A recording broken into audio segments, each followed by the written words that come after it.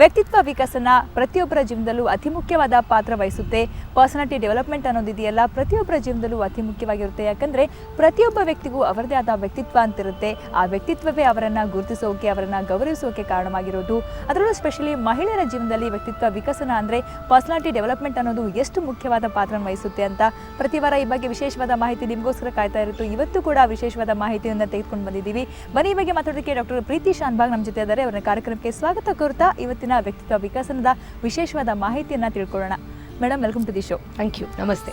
So ಮೊದಲನೇದಾಗಿ ವ್ಯಕ್ತಿತ್ವ ವಿಕಸನ ಅನ್ನೋದು ಮಹಿಳೆಯರ ಜೀವನದಲ್ಲಿ ಎಷ್ಟು ಮುಖ್ಯ? ವ್ಯಕ್ತಿತ್ವ ವಿಕಸನ ಅಂದರೆ ಏನು ನಿಮ್ಮ ಮಾತಲ್ಲಿ ಹೇಳೋದಾದರೆ? ಮೊದಲನೇದಾಗಿ ವ್ಯಕ್ತಿತ್ವ ಅಂದ ತಕ್ಷಣ ನಾವು ಮೊದಲು ಯೋಚನೆ ಮಾಡುವಂಥದ್ದು ಅವರ ಎಕ್ಸ್ಟರ್ನಲ್ ಅಪಿಯರೆನ್ಸ್, ಹೊರಗಿಂದ ಅವರು ಹೇಗೆ ಕಾಣ್ತಾರೆ ಅನ್ನುವಂಥದ್ದು. ಆದರೆ ನಾವು ಮುಖ್ಯವಾಗಿ ತಿಳ್ಕೊಳ್ಬೇಕಾಗಿರೋ ವಿಷಯ ಏನು ಅಂದರೆ, ವ್ಯಕ್ತಿತ್ವ ಅಂದ ತಕ್ಷಣ ಹೊರಗಿನ ಆಟ್ರಿಬ್ಯೂಟ್ಸ್, ಫಿಸಿಕಲ್ ಆಟ್ರಿಬ್ಯೂಟ್ಸ್ ಜೊತೆಗೆ ಮಾನಸಿಕವಾಗಿ ಅವರು ಹೇಗಿರ್ತಾರೆ ಅನ್ನೋದು ಬಹಳ ಮುಖ್ಯ ಆಗುತ್ತೆ. ವ್ಯಕ್ತಿತ್ವವನ್ನು 3 ಭಾಗವಾಗಿ ವಿಂಗಡಿಸಿದ್ರೆ ಅದರಲ್ಲಿ 1/3 ಭಾಗ, 1/3 ಆಫ್ ಇಟ್ ಅನುವಂಶಿಕತೆಯಿಂದ ಬರುವಂಥದ್ದು. ನೀವು ಪ್ರಾಯಶಃ ಕೇಳಿರ್ಬೋದು, ನಾಯಿ ಬಾಲ ಡೊಂಕು ಅಥವಾ ಹುಟ್ಟುಗುಣ ಸುಟ್ಟರು ಹೋಗಲ್ಲ, ಇಂಥ ಗಾದೆಗಳನ್ನು ಕೇಳಿದ್ರೆ ಇದರಲ್ಲಿ ಏನು ಗೊತ್ತಾಗುತ್ತೆ ಅಂದರೆ, ಹುಟ್ಟಬೇಕಾದ್ರೆ ನಮ್ಮಲ್ಲಿ ಕೆಲವಾರು ಗುಣಗಳು ಹುಟ್ಟಿನಲ್ಲಿ ಬಂದ್ಬಿಡುತ್ತೆ. ಇದಕ್ಕೆ ನಾವು ಟೆಂಪರಮೆಂಟ್ ಅಂತ ಹೇಳ್ತೀವಿ. ಇದನ್ನ ಬಹುಪಾಲಾಗಿ ನಾವು ಚೇಂಜ್ ಮಾಡೋದಕ್ಕಾಗೋದಿಲ್ಲ. ಬಟ್ ಆದರೆ ವ್ಯಕ್ತಿತ್ವದಲ್ಲಿ 2/3 ಭಾಗ, 2/3 ಆಫ್ ಇಟ್ ನಾವು ಬೆಳೀತಾ ನಮಗೆ ಸಿಗುವಂಥ ಹೊರಗಿನ ಕ್ರಿಯಾಸೂಚಿಗಳಿಂದಾಗಲಿ, ನಮ್ಮ ಮನೆ ವಾತಾವರಣ, ಶೈಕ್ಷಣಿಕ ವಾತಾವರಣ ಇರ್ಬೋದು, ಶಾಲೆ ಇರ್ಬೋದು, ಸಮಾಜದಲ್ಲಿರ್ಬೋದು, ನಮಗೆ ಸಿಗುವಂಥ ಯಾವ್ಯಾವ ಕ್ರಿಯಾಸೂಚಿಗಳಿಂದ ನಾವು ಅದ್ರ ಜೊತೆಗೆ ಹೇಗೆ ಸ್ಪಂದಿಸ್ತೀವಿ, ಯಾವ ಥರದಲ್ಲಿ ರಿಯಾಕ್ಟ್ ಮಾಡ್ತೀವಿ ಅನ್ನೋದ್ರ ಬೇಸಿಸ್ ಮೇಲೆ ನಮ್ಮ ವ್ಯಕ್ತಿತ್ವ ನಾವು 18 ಆಗೋ ತನಕ, 18ನೇ ವಯಸ್ಸಿನ ತಲುಪೋ ತನಕ ಚೇಂಜ್ ಆಗ್ತಾ ಹೋಗುತ್ತೆ. 18ನೇ ವಯಸ್ಸಿಗೆ ಸುಮಾರಾಗಿ ಕ್ರಿಸ್ಟಲೈಸ್ ಆಗುತ್ತೆ. ಅಂದರೆ ಸುಮಾರಾಗಿ ನಮ್ಮ ವ್ಯಕ್ತಿತ್ವ ಹೀಗೇನೆ ಹಾಗೇನೆ, ಇವರು ತುಂಬ ಜೋವಿಯಲ್ ಪರ್ಸನ್, ಇವರು ತುಂಬ ಸಿಟ್ಟಿನ ವ್ಯಕ್ತಿ, ಇವರಿಗೆ ತುಂಬ ಬೇಜಾರು ಯಾವಾಗಲೂ ಅಂತ ನಾವು ವಿಂಗಡಿಸಕ್ಕಾಗೋದೆ ಸುಮಾರಾಗಿ 18ನೇ ವಯಸ್ಸಿನ ನಂತರ. ಈ ಟೈಮ್ ಒಳಗೆ ಇಂಪಾರ್ಟೆಂಟ್ ಏಜ್ ಅಲ್ವಾ ಅದು, ಆ ಏಜ್ ಅಲ್ಲಿ ಸರ್ಟೈನ್ ಚೇಂಜಸ್ ಆಗುತ್ತೆ. Very true. And at the same time ಒಂದೇ ಸಲಕ್ಕೆ ನಮ್ಮ ವ್ಯಕ್ತಿತ್ವ ಕೂಡ ಕ್ರಿಸ್ಟಲೈಸ್ ಆಗುತ್ತೆ. ಇದ್ರ ನಂತರವಾಗಿ ಬದಲಾವಣೆ ಆಗುವಂಥದ್ದು ಸಾಕಷ್ಟು ಕಡಿಮೆ ಇರುತ್ತೆ. ಸೊ ಹೀಗೆ ವ್ಯಕ್ತಿತ್ವ ವಿಕಸನ ಆಗುವಂಥದ್ದು ನಾವು ಹುಟ್ಟಿನ ಸಮಯದಿಂದ ನಾವು ಸಾಯೋ ಸಮಯ ತನಕನೂ ಆಗ್ತಾ ಇದ್ರು ಸಹ 18ನೇ ವಯಸ್ಸಿಗೆ ಸುಮಾರಾಗಿ ನಮ್ಮದೇ ಆದಂಥ ಕೆಲವಾರು ಯುನೀಕ್ ಸ್ಪೆಷಲ್ ಕ್ಯಾರೆಕ್ಟರಿಸ್ಟಿಕ್ಸ್, ಗುಣಗಳು, ಇದನ್ನ ನಾವು ಬೆಳೆಸ್ಕೊಂಡು ಬಂದಿರ್ತೀವಿ. ವ್ಯಕ್ತಿತ್ವ ಅಂತಂದಾಗ ಅಲ್ಲಿ ಇನ್ನರ್ ಪಾಯಿಂಟ್ಸ್ ತಗೊಳ್ಳೋದಾದ್ರೆ ಅಂದರೆ ಅಲ್ಲಿ ಎಮೋಷನ್ಸ್ ಇರುತ್ತೆ, ರಿಲೇಷನ್ಶಿಪ್ ಇದ್ರದ್ದು ಎಫೆಕ್ಟ್ ಆಗುತ್ತೆ. ಸೊ ಏನೆಲ್ಲ ಎಫೆಕ್ಟ್ ಇರುತ್ತೆ ಅಲ್ಲಿ, ಅಂದರೆ ಏನೆಲ್ಲ ಅಂಶಗಳು ಪ್ರಭಾವ ಬೀರುತ್ತೆ ಅಂತ ಒಂದು ವ್ಯಕ್ತಿತ್ವದ ಮೇಲೆ? ನಾವು ಯಾವ ಸಮಾಜದಲ್ಲಿದ್ದೀವೋ, ನಾವು ಯಾವ ಮನಸ್ಸಿನ ಸ್ಥಿತಿಯಲ್ಲಿದ್ದೀವೋ, ನಾವು ಯಾವ ವಯಸ್ಸಿನಲ್ಲಿದ್ದೀವೋ, ಇವೆಲ್ಲವೂ ನಮ್ಮ ವ್ಯಕ್ತಿತ್ವದ ಮೇಲೆ ಪರಿಣಾಮ ಬೀರುತ್ತೆ. ನಾವು ಯಾವ ಕೆಲಸನ ಯಾವ ವಯಸ್ಸಿಗೆ ಮಾಡ್ತೀವೋ ಅದಕ್ಕೆ ನಮಗೆ ಹೊರಗಿಂದ ಏನು ರಿಯಾಕ್ಷನ್ ಬರುತ್ತೆ ಅನ್ನುವಂಥದ್ದು ಬಹಳಷ್ಟು ಮುಖ್ಯ. ಒಂದು ಚಿಕ್ಕ ಉದಾಹರಣೆ ಕೊಡಬೇಕು ಅಂದರೆ, 2 ಮಕ್ಕಳಿದ್ರೆ, 2 ಮಕ್ಕಳು ಚಾಕ್ಲೇಟ್ಗಾಗೋ ಅಥವಾ ಒಂದು ಏನೋ ವಸ್ತು ಬೇಕು ಅಂತ ಅಳ್ತಾ ಇದ್ರೆ, ಈ ಮಕ್ಕಳಲ್ಲಿ ಒಂದು ಜೊತೆ ಪೋಷಕರಾಗ್ಲಿ ಈ ಮಗುವಿನ ಅಳು ಕೇಳಕ್ಕಾಗದೆ ಆ ಮಗುವಿಗೆ ಚಾಕ್ಲೇಟ್ ಕೊಡಿಸ್ಬಿಡ್ಬೋದು.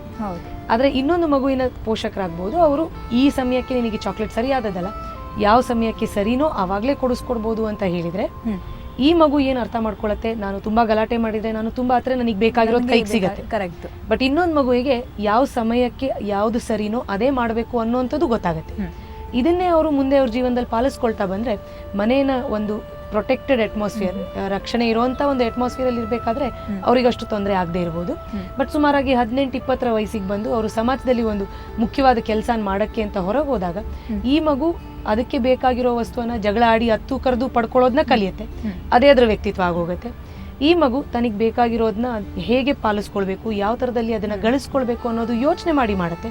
ಸೊ ಪ್ರಾಬಬ್ಲಿ ಈ ಮಗು ಜೀವನದಲ್ಲಿ ಹೆಚ್ಚು ಸಕ್ಸಸ್ಫುಲ್ ಆಗಿ ಕಾಣಿಸ್ಕೊಳ್ಬೋದು. ಸ್ಪೆಷಲಿ ಗೃಹಿಣಿಯರು ಏನು ಮಾಡ್ತಾರೆ ಅಂತಂದರೆ, ತಮ್ಮ ವ್ಯಕ್ತಿತ್ವದ ಬಗ್ಗೆ ವಿಚಾರ ಮಾಡೋದಂತೂ ದೂರ ಉಳಿತು, ಅದನ್ನು ಮರೆತೇ ಬಿಟ್ಟಿರ್ತಾರೆ ಅವ್ರು, ನನಗೊಂದು ವ್ಯಕ್ತಿತ್ವ ಇದೆ ಅನ್ನೋದೇ.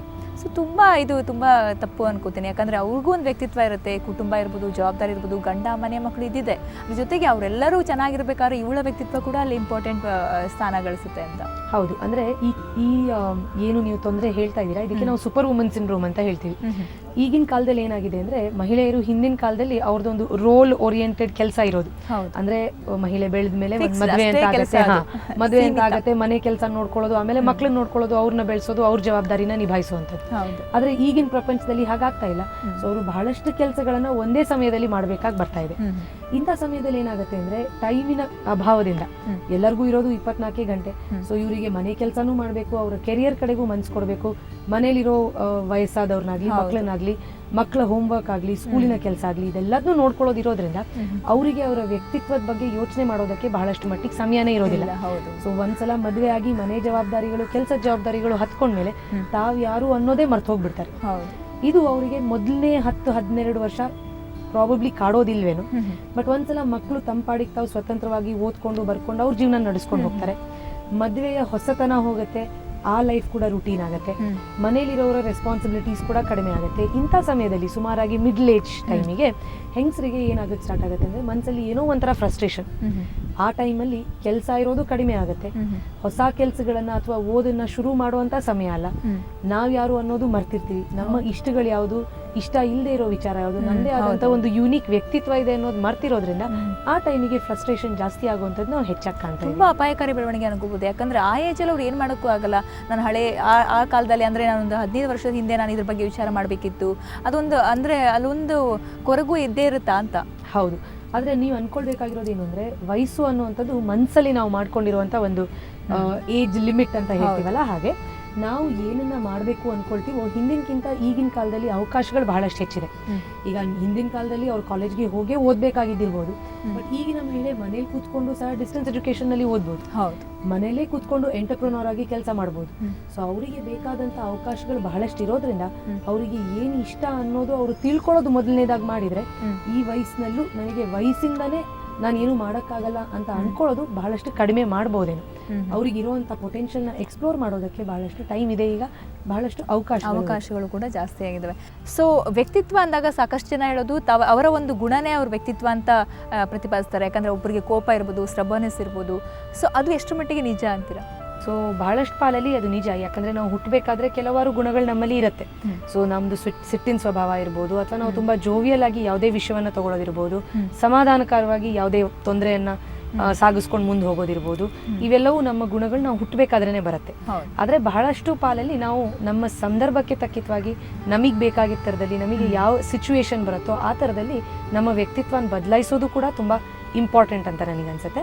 ನಮ್ಮದು ಇದೇ ವ್ಯಕ್ತಿತ್ವ ಅಂದ್ಕೊಂಡು ನಾವು ಯಾವುದೇ ಕೆಲಸ ಮಾಡದೇ ಇರೋದಾಗ್ಲಿ, ಅಥವಾ ನಮ್ಮನ್ನು ನಾವು ಸಮಾಧಾನ ಮಾಡ್ಕೊಳ್ಳೋವಂಥದ್ದಾಗಲಿ, ರ್ಯಾಷನಲೈಸೇಷನ್ ಅಂತ ಹೇಳ್ತೀವಿ ನಾವು.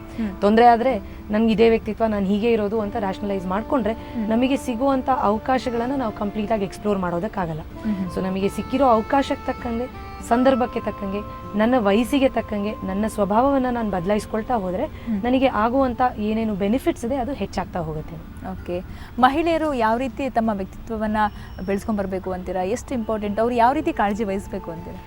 ಇದು ತುಂಬ ಮುಖ್ಯವಾದ ಪ್ರಶ್ನೆ ಅಂತ ನಂಗೆ ಅನ್ಸುತ್ತೆ. ಬಿಕಾಸ್ ನಮ್ಮ ಆಸ್ಪತ್ರೆಗೆ ಬರುವಂಥ ಬಹಳಷ್ಟು ಮಹಿಳೆಯರಲ್ಲಿ, ಒಂದು 35ರಿಂದ 50ನೇ ವಯಸ್ಸಿನ ಮಹಿಳೆಯರಲ್ಲಿ ಫ್ರಸ್ಟ್ರೇಷನ್ ಜಾಸ್ತಿಯಾಗಿ ಖಿನ್ನತೆಗೆ ಹೋಗುವಂಥದ್ದು ತುಂಬ ಜಾಸ್ತಿ ಮಹಿಳೆಯರನ್ನ ನೋಡ್ತೀವಿ ನಾವು. ಇದನ್ನು ಅವಾಯ್ಡ್ ಮಾಡೋದಕ್ಕೆ ನಾವು ಹೇಳುವಂಥ ಕೆಲವಾರು ಸೂತ್ರಗಳಿದು. ಮೊದಲನೇದಾಗಿ ಅವರ ಜೀವನದಲ್ಲಿ ಪ್ರಯಾರಿಟೈಸ್, ಅಂದರೆ ನನಗೆ ಮುಖ್ಯವಾಗಿ ಇದನ್ನು ಮಾಡ್ಕೊಳ್ಬೇಕು, ಅದನ್ನು ಮಾಡ್ಕೊಳ್ಬೇಕು ಅಂತ ಅವರು ನಿರ್ಧಾರ ತಗೊಳ್ಳೋದು ಮುಖ್ಯ. ಒಂದು ಹೆಣ್ಮಗಳಿಗೆ ಕೆಲಸ ಮಾಡೋದು ಅವರ ಕೆರಿಯರ್ ತುಂಬ ಮುಖ್ಯವಾಗಾದರೆ, ಇನ್ನೊಬ್ಬರಿಗೆ ಅವರು ತುಂಬ ಫ್ಯಾಮಿಲಿ ಓರಿಯೆಂಟೆಡ್ ಇರ್ಬೋದು, ಇನ್ನೊಬ್ಬರಿಗೆ ಬೇರೆ ಯಾವುದೋ ಒಂದು ಹವ್ಯಾಸದ ಮೇಲೆ ಮನಸ್ಸಿರ್ಬೋದು, ಕೆಲವೊಬ್ಬರಿಗೆ ಹವ್ಯಾಸನೇ ತಮ್ಮ ಪ್ರೊಫೆಷನ್ ಆಗಿ, ತಮ್ಮ ಕಾರ್ಯ ಆಗಿ, ಕೆಲಸ ಮಾಡುವಂಥದ್ದಾಗಿ ಮಾಡ್ಕೊಳ್ಳೋದಕ್ಕೆ ಇಷ್ಟ ಇರ್ಬೋದು. ಸೊ ಇದೆಲ್ಲ ಇರಬೇಕಾದ್ರೆ ನಾವು ಏನನ್ನ ಮಾಡಬೇಕು ಅಂತ ಪ್ರಯಾರಿಟೈಸ್ ಮಾಡೋದು ತುಂಬ ಮುಖ್ಯ. ಸೊ ಒಂದು ಸಲ ನಿಮ್ಮ ಪ್ರಯಾರಿಟಿ ರೆಡಿ ಆದಮೇಲೆ ನಿಮಗೆ ಬೇಕಾಗಿದ್ದನ್ನು ನಿಮ್ಮ 24 ಗಂಟೆ ದಿನಚರಿಯಲ್ಲೇ ನೀವು ಅಳವಡಿಸ್ಕೊಳ್ಳೋದನ್ನಾಗಲಿ, ಯಾವುದನ್ನ ಮಾಡ್ದಿಲ್ದಿದ್ರೆ ನಡೆಯುತ್ತೆ. ಅಂದರೆ ಕೆಲವು ಸಲ ಈ ಸೂಪರ್ ವುಮನ್ ಸಿಂಡ್ರೋಮ್ ಅಂತ ನಾನು ಏನು ಹೇಳಿದೆ, ಇದರಲ್ಲಿ ನಾವು ಏನು ಅನ್ಕೊಳ್ತೀವಿ ಅಂದರೆ ಎಲ್ಲ ಕೆಲಸಗಳನ್ನು ತುಂಬ ಚೆನ್ನಾಗಿ ನಾನು ಮಾಡಬೇಕು ಅನ್ನೋದು. ಇದು ಅಸಾಧ್ಯವಾದ ಮಾತು. ಸೊ ಯಾವುದಕ್ಕೆ ಜಾಸ್ತಿ ಪ್ರಾಮುಖ್ಯತೆ ಕೊಡಬೇಕು ಅದನ್ನು ತುಂಬ ಚೆನ್ನಾಗಿ ಮಾಡಿ, ಯಾವುದಕ್ಕೆ ಕಡಿಮೆ ಪ್ರಾಮುಖ್ಯತೆ ಕೊಡ್ಬೋದು ಅದನ್ನು ಬೇರೆಯವರಿಗೆ ಡೆಲಿಗೇಟ್ ಮಾಡಿ, ಒಳ್ಳೆಯದು ಮುಖ್ಯನು, ತನಗೆ ಯಾವುದು ಒಳ್ಳೆಯದು ವ್ಯಕ್ತಿತ್ವ. ಅಟ್ ದ ಸೇಮ್ ಟೈಮ್ ನಾವು ಮನಸ್ಸಲ್ಲಿ ಸಂತೃಪ್ತರಾಗಿದ್ರೆ, ಖುಷಿಯಾಗಿದ್ರೆ, ನಮ್ಮ ಮನಸ್ಸಲ್ಲಿ ತೃಪ್ತಿ ಇದ್ರೆ, ನಮ್ಮ ಮನಸ್ಸಿನ ಸಮಾಧಾನ ನಮ್ಮ ಇಡೀ ಫ್ಯಾಮಿಲಿ ಮೇಲೆ ಏನೋ ಒಂದು ಪರಿಣಾಮ ಬೀರುತ್ತೆ. ಅಟ್ ದ ಸೇಮ್ ಟೈಮ್ ಮನೆಯಲ್ಲಿ ಇರೋ ಒಂದು ಮೇನ್ ಹೆಣ್ಮಗಳಾಗಲಿ ಅಥವಾ ಮನೆ ಹೆಂಗಸಾಗಲಿ, ಅವರಿಗೆ ಮನಸ್ಸಿಗೆ ತುಂಬ ಬೇಜಾರು ಅಥವಾ ಟೆನ್ಷನ್ ಅಥವಾ ಫ್ರಸ್ಟ್ರೇಷನ್ ಇದ್ರೆ ಮನೆಯಲ್ಲಿ ಇರೋ ವಾತಾವರಣನೇ ಹಾಳಾಗುತ್ತೆ. ಮಕ್ಕಳು ಓದ್ ಹಾಳಾಗ್ಬೋದು, ಮನೆಯಲ್ಲಿ ಜಗಳಗಳು ಗಲಾಟೆಗಳು ಜಾಸ್ತಿ ಆಗ್ತಾ ಇರ್ಬೋದು, ಮಕ್ಕಳಲ್ಲಿ ಇರುವಂಥ ವರ್ತನೆಯಲ್ಲಿ ಏನೋ ಒಂಥರ ವಿಚಿತ್ರತೆ ಬರ್ಬೋದು. ಸೊ ಇವೆಲ್ಲ ಆಗೋದನ್ನ ತಡಿಬೇಕು ಅಂದರೆ ಮನೆಯಲ್ಲಿ ಇರೋ ಮಹಿಳೆಯ ಮಾನಸಿಕ ಸ್ವಾಸ್ಥ್ಯ ತುಂಬ ಮುಖ್ಯ. ಸೊ ಅವರು ಸಮಾಧಾನವಾಗಿದ್ರೆ, ಅವರ ವ್ಯಕ್ತಿತ್ವ ತುಂಬ ಚೆನ್ನಾಗಿ ಡೆವಲಪ್ ಆಗಿದ್ರೆ, ಸಂಪೂರ್ಣವಾಗಿ ಅವರ ಮನಸ್ಸಿನಲ್ಲಿ ತೃಪ್ತಿ ಇದ್ರೆ, ಅವರ ವ್ಯಕ್ತಿತ್ವಕ್ಕೆ ಅನುಗುಣವಾಗಿ ಮನೆ, ಸಮಾಜ ಇವೆಲ್ಲವೂ ಸಮಾಧಾನವಾಗಿ ಸಂತೃಪ್ತವಾಗಿ ಇರ್ಬೋದು ಅನ್ನೋದು ನನ್ಗೆ ಅನಿಸ್ತಾ ಇದೆ. Okay, thank you so much madam. ಮಹಿಳೆ ಮತ್ತು ವ್ಯಕ್ತಿತ್ವ ಕುರಿತಂಗೆ ಸ್ಪೆಷಲಿ ವ್ಯಕ್ತಿತ್ವ ಅಂದೇನು ಅದರ ಒಂದು ವಿಶೇಷವಾದ ಒಂದು ವ್ಯಾಖ್ಯಾನವನ್ನು ಹೇಳ್ಕೊಟ್ರು ನನಗೆ. ಆಮೇಲೆ ಅದ್ರ ಜೊತೆಗೆ ಮಹಿಳೆಯರ ವ್ಯಕ್ತಿತ್ವವನ್ನು ಯಾವ ರೀತಿ ಕಾಪಾಡ್ಕೊಂಡು ಬರಬೇಕು ಇದ್ರ ಬಗ್ಗೆ ಸಾಕಷ್ಟು ಮಾಹಿತಿ ಕೊಟ್ಟರೆ thank you so much. Thank you. ನೋಡಿರಲ್ಲ ವೀಕ್ಷಕರೇ, ಇಂಟೀರಿಯರ್ ಡೆಕೋರೇಷನ್ ಅನ್ನೋದು ಮಹಿಳೆಯರ ಒಂದು ವಿಷಯದಲ್ಲಿ ಎಂಥ ಒಂದು ಸಂಬಂಧ ಹೊಂದಿದೆ. ಮಹಿಳೆಯರು ಪ್ರತಿನಿತ್ಯ ತಮ್ಮ ಜೀವನದಲ್ಲಿ ನಿತ್ಯ ತಮ್ಮ ಮನೆಯನ್ನು ಚೊಕ್ಕವಾಗಿಡೋದಿರ್ಬೋದು, ಓರಣವಾಗಿಡೋದಿರ್ಬೋದು, ಅಲಂಕಾರ ಮಾಡೋದಿರ್ಬೋದು, ಅದು ತುಂಬಾ ಇಷ್ಟಪಟ್ಟು ಆ ಕೆಲಸ ಮಾಡ್ತಾರೆ. ಅದ್ರ ಬಗ್ಗೆ ವಿಶೇಷವಾದ ಮಾಹಿತಿ ನಿಮಗೆ ಸಿಗ್ತಾ ಅನ್ಕೋತೀನಿ. ಅದರ ಜೊತೆಗೆ ವ್ಯಕ್ತಿತ್ವ ವಿಕಸನ ಮಹಿಳೆಯರ ವಿಷಯದಲ್ಲಿ ಅದು ಎಷ್ಟರ ಮಟ್ಟಿಗೆ ಇಂಪಾರ್ಟೆಂಟ್ ಅನ್ನೋದು ಕೂಡ ನೀವು ತಿಳ್ಕೊಂಡ್ರೆ ಅನ್ಕೋತೀನಿ. ಸೊ ಇದು ಇವತ್ತಿನ ಸುಹಾಸಿನಿ ನೇರ ದಿಟ್ಟ ನಿರಂತರ ಸುದ್ದಿಗಾಗಿ ನೋಡ್ತಾ ಇರಿ ಸುವರ್ಣ ನ್ಯೂಸ್.